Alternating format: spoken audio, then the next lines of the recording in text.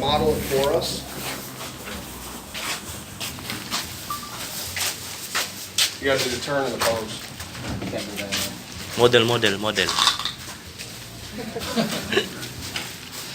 WCS, waterborne acrylic sealer. It's 37% solids. It is applied straight out of the jug.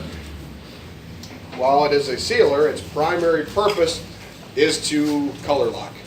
Okay, we're going to get this color locked in because we don't want to darken it when we apply our solvent-borne sealer, or if we were doing you wouldn't put epoxy over top of this, but if you're doing a solvent-borne sealer, solvents burn surfaces. So they will change the color. You'll see it when we do this especially. This will darken up a lot. That red will turn about this red color.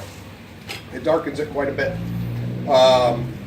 So we don't want that here because this was an application where we went through and obviously we have some spots where the color's a little different because I was mixing the color wrong.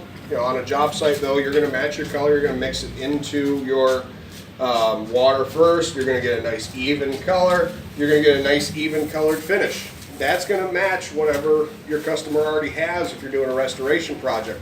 You don't want to come across and then darken a portion of the sidewalk so they have light, dark, light. Just look kind of weird. So you want to keep this color the same. WCS's primary purpose is it's going to lock in that color and prevent that solvent from burning and darkening it. Second purpose is it is a sealer. You can use it indoors, you can use it outdoors. If you're going to use it outdoors, just use one coat, put 2 coats of CSS on top. It's much stronger. If you're going to use it indoors where you can't use CSS on top, a good option would be to use CXS, which I'll talk about. It is our brand new, it's only been out for like a month. It's another waterborne acrylic urethane sealer. It almost has the exact same finish and texture, the slip resistant capabilities of CSS, but it's waterborne, so it's safe for use indoors. I'll explain why when we get to CSS. If you're going to use WCS indoors, use 2 coats. It's applied straight out of the jug, no diluting. Generally, you're going to dip and roll the material. I don't have a paint tray that's big enough for my roller, so I'm just going to kind of splash it on the surface and then I'm going to roll it out with the roller. I wouldn't recommend doing that too much because if you have a spot where you have a little bit too much material, you could potentially see a mark there as it dries a little faster than the rest when I'm rolling it out. It won't have a uniform color to it. 250 to 350, so 23 to 30 square meters per 4 liters. Again, it's going to depend on your texture. If you're putting it over micro finish, you're going to get upwards of 30, 33 square meters per 4 liters.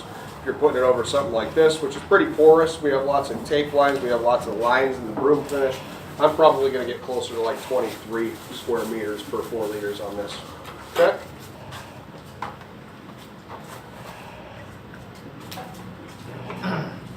Pour that, please. So I'm just going to pour this out here.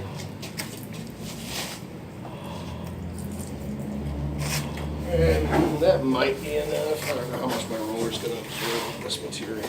Now I'm going to need more. For sure. Okay, with sealers, I'm going to need more material.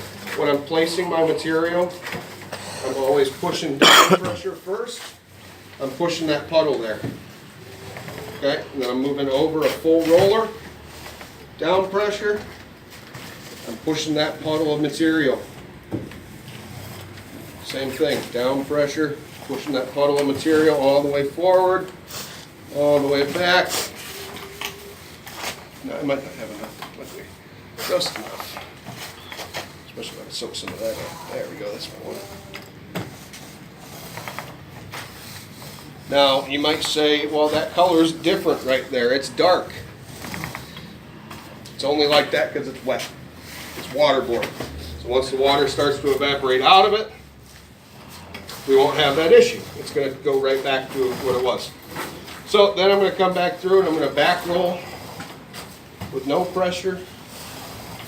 I'm just picking up any excess at this point in time, making sure that I got into all of my grooves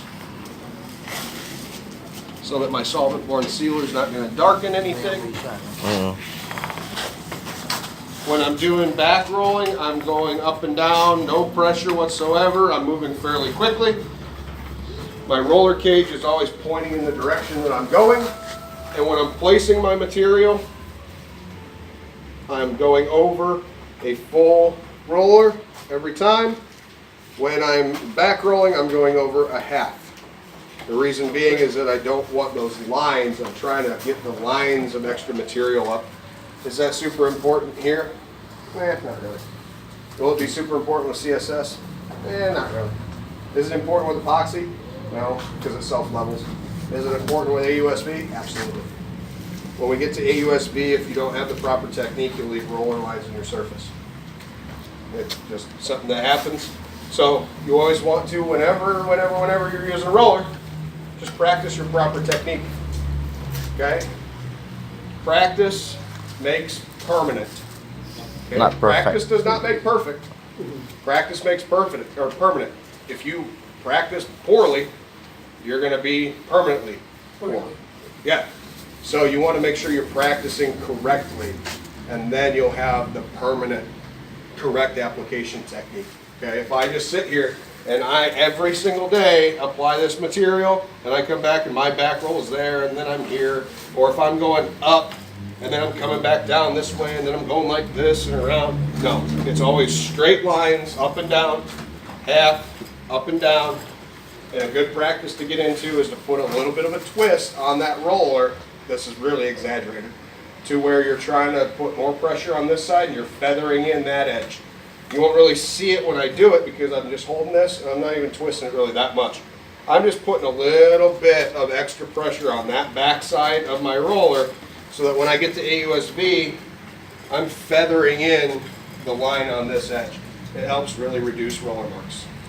Fairly simple technique. You can either do it here and just turn your roller a little bit as you're going. I prefer to do it up here because then I can get a little bit more of a twist while controlling my roller better. Okay, so practice makes permanent. Always make sure you're doing the right technique, even if you're doing epoxy. Don't let the ease of epoxy, get you into a false sense of security, where you think, oh, okay, every single product's going to be like this because epoxy is so easy to use. Epoxy is going to self-level. You back roll it one time, and it takes care of everything else. Releases all its air, all that good stuff.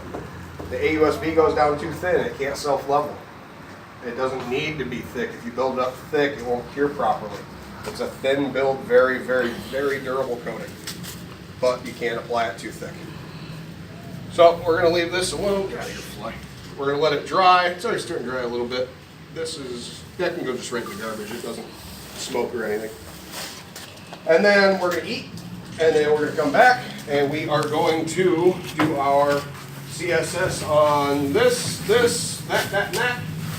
And then we will go ahead and do our presentation so that we can get out of the solvent smell. We're going to open this window and have the fan on when we're doing CSS. Once those are dry and the presentation's over, which should be right around.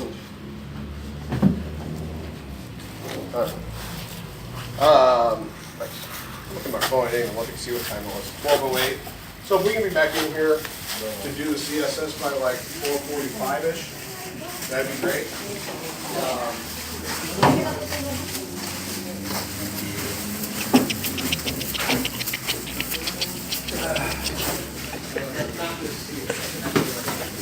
Siya quiz.